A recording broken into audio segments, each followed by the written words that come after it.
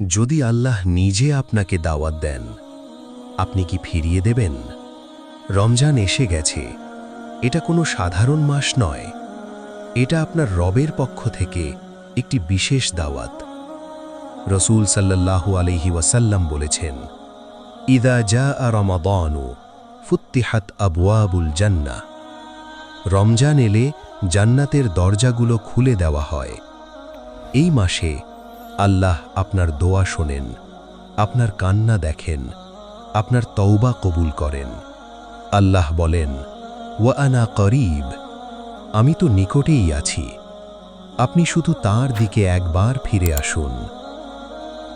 হয়তো আপনি অনেক ভুল করেছেন, হয়তো অনেক দূরে চলে গেছেন, কিন্তু এই মাস ফিরে আসার মাস, ক্ষমা পাওয়ার মাস। এটা আপনার জন্য আল্লাহ দাওয়াত।